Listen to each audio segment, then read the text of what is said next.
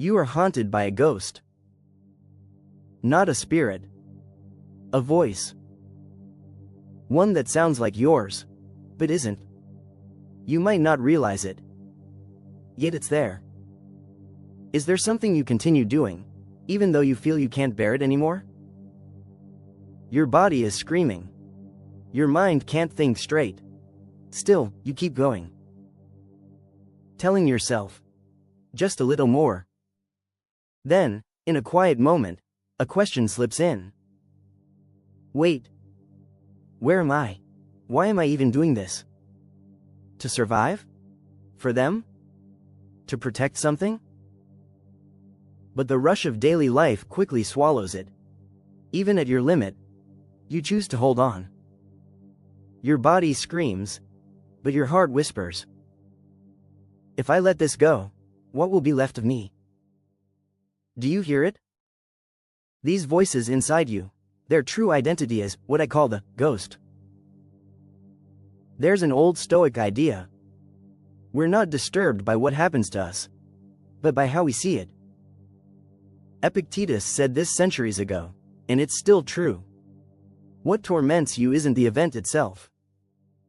It's how you see it. I can't let the team down. Children should care for their aging parents. These aren't events. They're views you've adopted. So I want to ask you, are these views truly your own? I'll show you what the ghost feels like. Through Fudego, the one who created this place. When night shifts began, her body refused to adjust. Day and night bled into each other. She kept whispering to herself, I'm fine. I can endure this. But a week later, both of her little toes were covered in huge blisters. She was nowhere near getting used to it. Still, she kept going. Then came a much heavier ghost. Her father's health was slowly fading. She was torn between the life she had built and the quiet pull to return home. Every time the phone rang, something inside her tightened.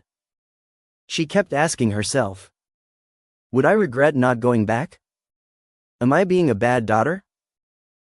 She too was haunted by the ghost of how it should be. When she finally asked at the welfare office, the staff member said, you know, at his age, he'll pass eventually. It's just a little more patience. But how long is a little? In caregiving, there is no end in sight. At the time, she didn't have a name for it. She only knew there was another voice inside her, not completely her own, that kept moving her, exhausting her, telling her what she should do. That was the ghost. Years later, she found a word that came very close. The psychologist Carl Jung called it the persona, a mask we wear in order to live in society. It sits in the space between who we really are and what the world expects us to be. We wear masks like, be responsible, put family first, never give up. If we wear them long enough, we forget where the mask ends and where we begin. That mask, when it quietly takes over, is what I now call the ghost. Stay with me. Let's go a little deeper.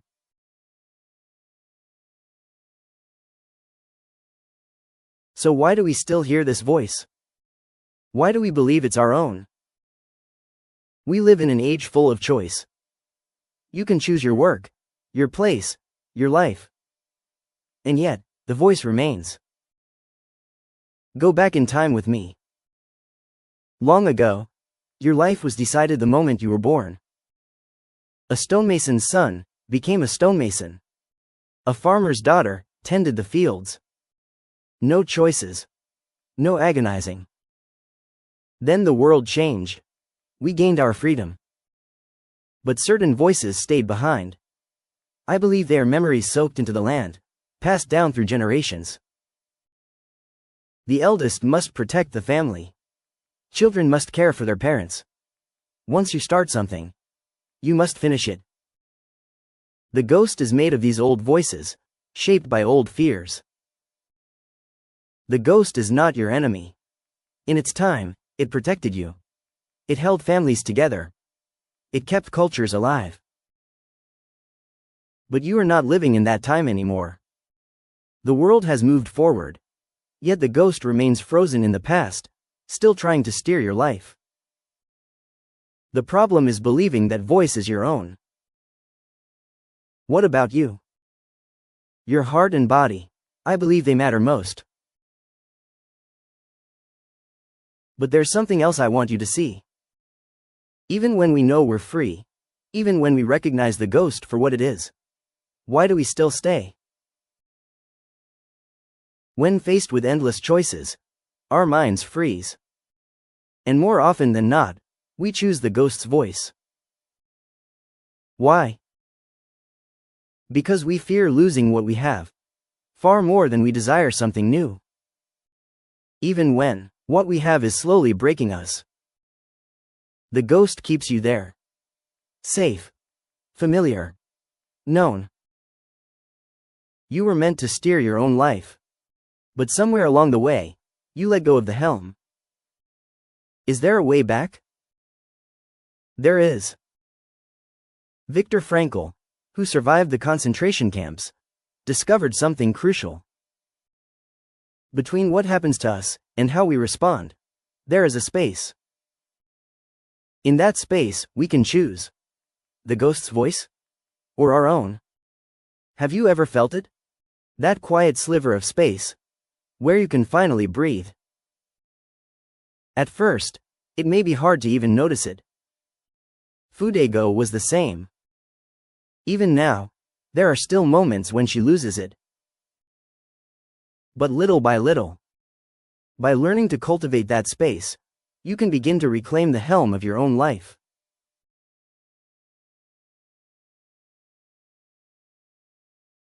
But first, come with me. Let's rest for a moment. If this feels heavy, it's okay to pause here.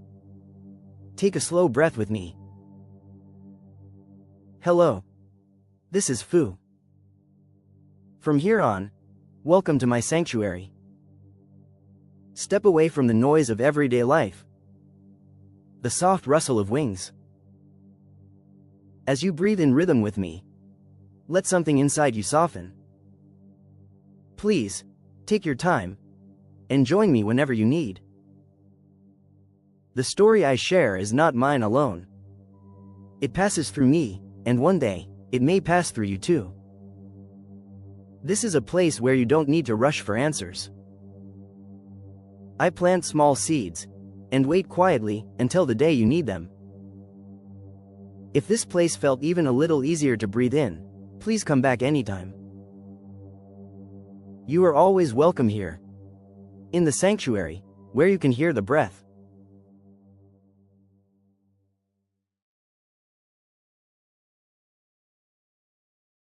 Before I show you anything more, let me tell you just a little about Fudego.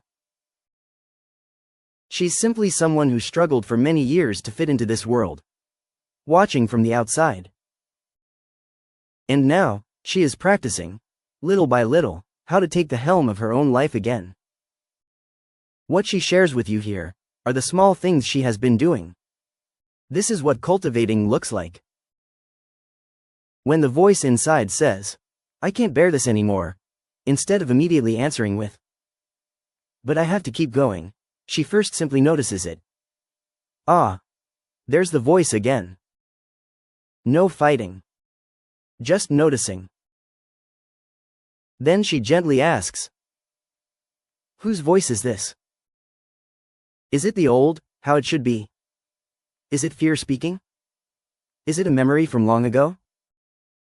She doesn't need a perfect answer. Just putting a soft label, "This might be the ghost," creates a little space. After that, she picks up the voice and translates it into her own words. From I have to I will. From I should to I do. The ghost says, "You have to go." She says, "I'll go." Same action. Different Helm.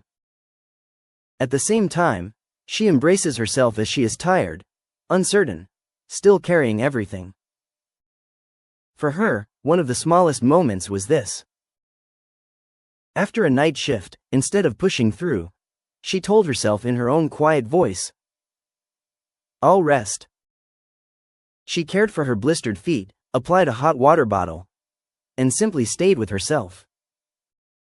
That small act of picking up the voice, translating it, and embracing the one who moved. This is how the helm slowly returns. It is not about becoming perfect. The ghost will not disappear. It once protected you. What we are doing is not fighting the ghost, but gently reclaiming the helm.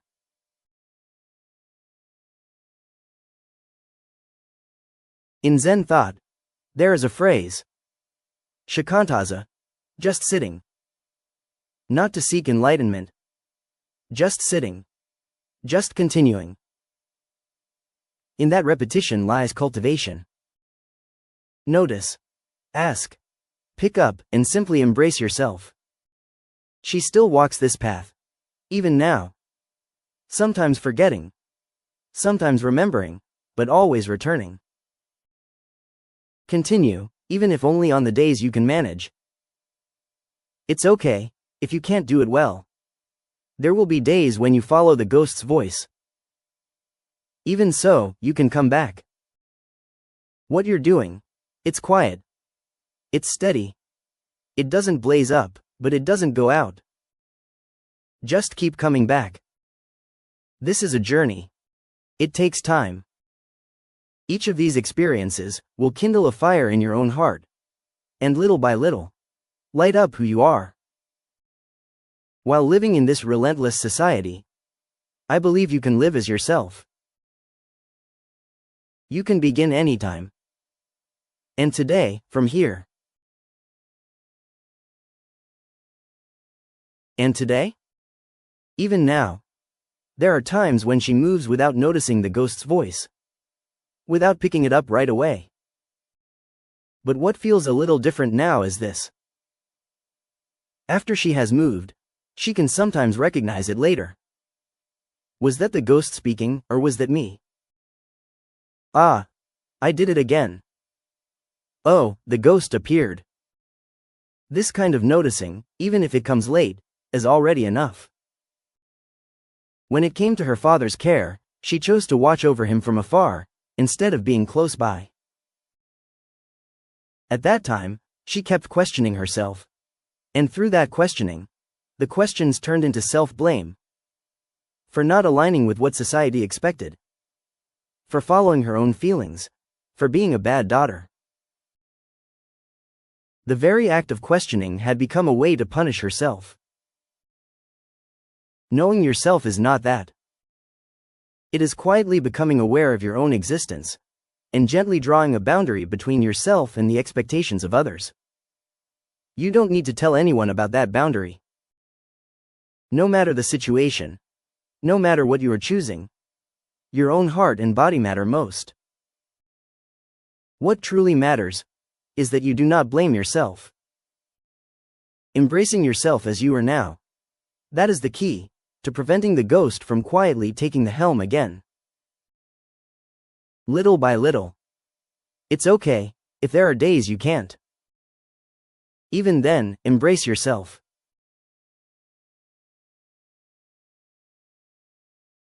There will be times when you cannot change the situation right away. Times when you still have to keep going, even while hearing the ghost's voice. Even then, if you can pick up that voice, move with your own words, and gently embrace yourself, something inside may begin to shift, little by little. This is a quiet journey. It takes time. One last time. Notice, ask, pick up, and embrace. Continue that. Whenever you can. It's okay if there are days you cannot. If something moved inside you today, even just a little, I hope you will simply stay with that feeling for a while. Or breathe together with me. Just a little longer. Today, too. Fu is here.